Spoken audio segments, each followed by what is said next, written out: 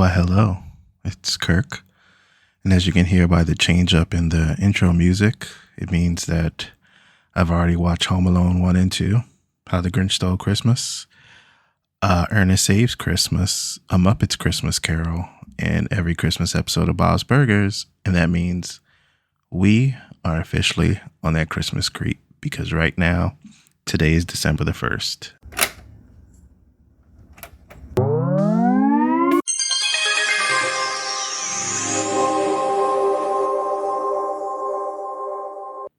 Now time for some interactive fun. All the Thanksgiving leftovers are done, except for a little bit. I have a little bit of apple pie. I'm going to finish that when I'm done recording this. My last bit of leftovers. I've eaten all the rest. I hope you have too. I hope you enjoyed it. But we are on the Christmas creep fully. It's acceptable to play Christmas music, watch Christmas movies. We're on the creep. Put up your lights, jingle your bells, do it all. Because we're on that creep. And now more than ever, we need a joyous coming together Christmas time. So I'm putting away the plans I had for the next episode, like I mentioned after my last spooky season recap episode, going back to the older ideas or going forward with the vampire idea. I have a couple more new ideas that I don't know if I've mentioned on previous episodes that I want to do for this season 3. I'm in season 3. Also, this is Dumb Tessellate, where me, a guy in his 40s, with the help of AI sometimes, comes up with ideas for movies and TV shows, random ones. Sorry, back to it. We're on Christmas Creep. So, of course, what plays now? The 1,000,001 Hallmark movie, Christmas movies. The crazy, the like generic ones you always see. The I'll Be Home for Christmas, Christmas Home, Christmas Carol, Christmas Love, A Christmas Book, A Christmas Song, all that stuff. So I was like, I've always wanted to, and I can't remember if I did this in previous episodes or previous Christmases where I've tried to come up with my own Christmas story as like one of the churned out Hallmark-esque ones. I honestly can't remember and I'm too lazy to go back. Forgive me. But I always want to do that around this year. Just like spooky season, I'm going to come up with my own spooky episodes. It's the creep. It's the full-on Christmas creep time. So I got to come up with something. And it was random because I was working on, I actually pulled up like the coffee shop with my laptop while I was working on ideas. There's another idea I want to do, but that'll come later on that I was researching. And of course, I was sitting in, like I said, I was sitting in this coffee shop, this Christmas tree up, some Christmas songs were playing. I was playing in the car. But my Christmas story idea, it didn't hit me in the coffee shop. The coffee shop didn't help with the inspiration. But it didn't hit me until I was driving home that night listening to Christmas music on Spotify, just a random Christmas playlist, playing older and newer stuff. And the first inspiration was that song by NSYNC. It's called Merry Christmas, Happy Holidays. It's super cheesy. The lyrics are, it's a fun song. It's a fun Christmas song. You have to accept cheesiness when it comes to Christmas music. They're from that boy band Christmas music era where everything just got churned out. It's a catchy song. If you don't think about it, that it's in sync, you'll be singing along with it. But that was my first inspiration. And for some reason, that led me to think of the members of NSYNC, but not like, Justin Timberlake, the most famous one. But it made me think of the least famous member of NSYNC, whose name I had to look up because, of course, I don't remember him. Chris Kirkpatrick. I do like his name for obvious reasons. For some reason, I was driving home listening to this Christmas song, and I was just thinking about pictures of him and how back in the heyday of NSYNC, he always had, he had fake braids. It was a look. It was definitely a look at the time. He had weird facial hair. He had goggles. Yeah, it was in that time of the boy band. And then it clicked on what my Christmas idea was going to be. And I have to walk a very narrow path because there have been so many of these Hallmark churned out Christmas stories. I had to look it up. I had to go to like a database of like music-esque, Hallmark-esque Christmas movies that had already been done. There's so many. I had to walk a thin line because this idea is like basic. And I was like, I'm pretty sure it's already been done. What I was able to find, there's nothing exactly like it, but there's similar things. Okay. So sorry if you hear that buzz. That was my phone. So my character, I'm thinking it's going to be the male character. It's always like a female male lead, as you see the Hallmark covers for the Christmas movies. So my character, and I'm still going back and forth exactly what the main character is going to be, but this is the first idea. That the main character will be in the image or the inspiration of Chris Kirkpatrick. He was the least famous member of this teenage boy band in the teenage boy band heydays where they were just everywhere. And they weren't like the biggest one. They weren't like NSYNC or Backstreet Boys. They were middle of the road where only like true fans would know of them, like the teenage girls that, were of that age range. But now he's grown up, just like I looked up pictures of what Chris Kirkpatrick looks like now. And of course, he looks different. He got older. You get older. That's what happens in life.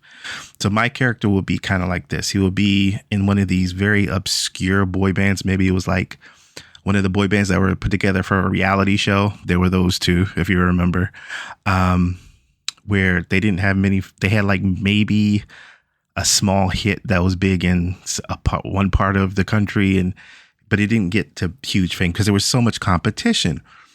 But they did have like a dedicated fan base. But he grows up. He was like the least known member of the band. He was like the last one in.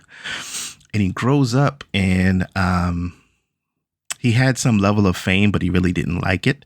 So he grows up and he looks very different now. And he lives a quiet life in a small town because every Hallmark Christmas movie has to have a person in a small town. It's either a person from the big city that comes from the small town or, it's usually that a big city person coming to the small town where they do things differently. And that he's like hiding. He doesn't like fame. He kind of ran away from it. Instead of trying to be on reality shows or go solo, he basically hid his talents and just went small town and he didn't sing again, perform again, write again, do anything. He changed the look so much people don't know who he is. And I'm thinking he works in a place where people wouldn't know he is. Maybe he works in like a retirement home or something, or it's so small town, it's so off the grid that people don't know who he is. But of course, someone, maybe they're from the big city, maybe they're from somewhere else, but they were a former fan. And they come to his small town where he's just in obscurity. Nobody knows who he is. He's just a guy working somewhere. And it's going to be the example like in the movie Elf, was always Deschanel's character is singing in the bathroom. And she's really, not nervous, but she's low key about her singing voice. And then Will Ferrell's character here is just singing. They sing along. And by the end, he, builds up her confidence so she can sing, in front of people. That's how it's going to be. The main character is his former boy band character that he's so shy. He's so withdrawn away from the spotlight and everything. And he likes it small town. But then this person who used to be a fan of his comes and realizes from hearing him randomly sing, he might be cleaning up or doing something in this retirement home where he's taking care of retirees. And one of their daughters comes to this small town to visit their elderly parents or family member or grandparents for the Christmas season. And then they hear him sing it and they realize they have an instant, recognition of his voice. And it brings back all these old memories that they were in a boy band and now they're hiding. And for some reason, of course, there's always a contest you have to win at the end of these Hallmark movies for the Christmas season. And so she has to give him his confidence back that he was actually good. So that's the first main idea. I do have a tweak for it. The tweak is that instead of him being part of this obscure boy band that not many people knew about, maybe it was toward the end of the boy band era, that he wasn't actually in the boy band or he wasn't famous, but he was the singer for somebody who was lip syncing. Think of Milli Vanilli, think of whoever you can think of that got famous for just being in a band and lip syncing. That my main character, was the actual singer in the background. So that I could fix that, hole in a story where nobody knows what he looks like. And going through my list of influences. That's what I call it.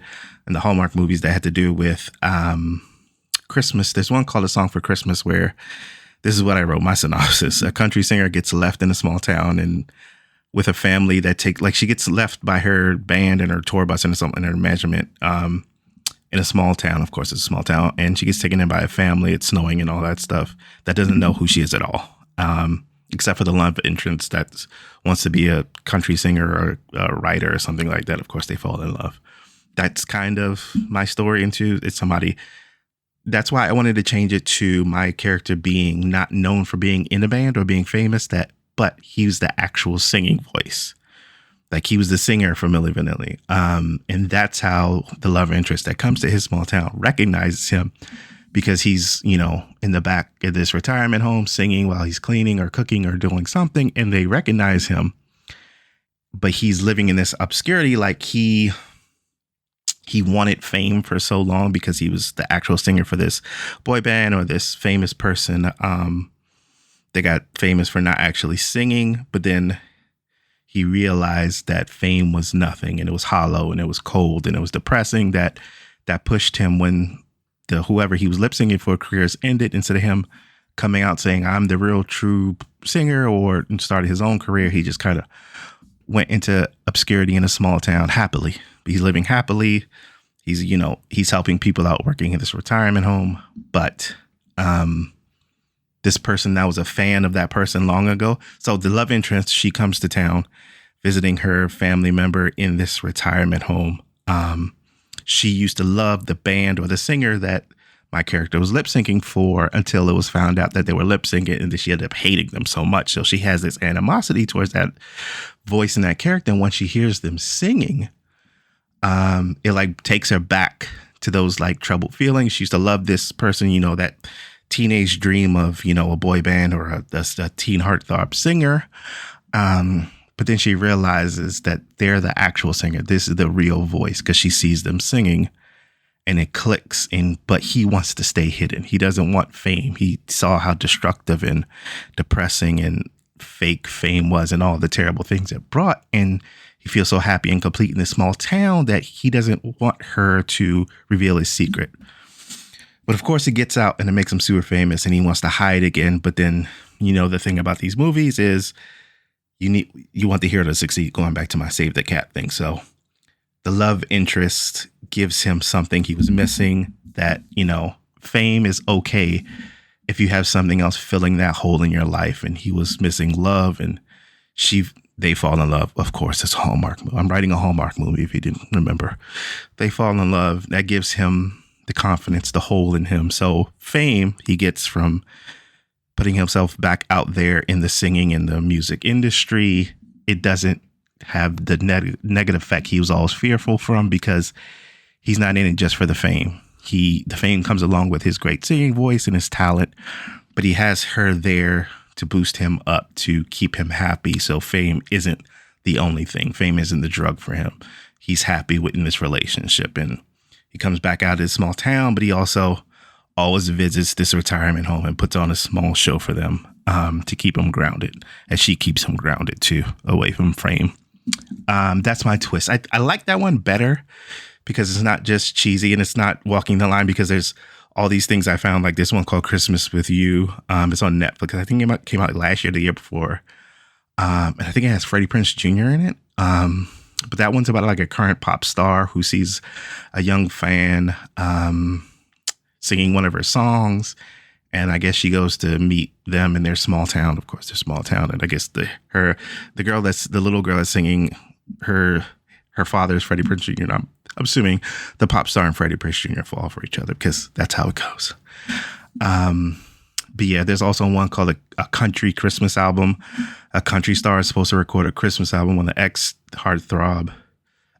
heartthrob. And of course, they're polar opposites, but they fall for each other.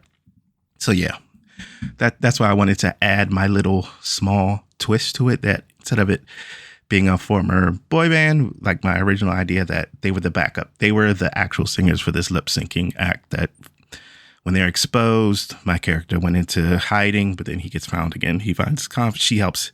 The love interest helps him find his confidence, and he goes back into the music industry as the true voice of this, that was hiding for so long, but he has the love from her to help him keep grounded. And that's my story.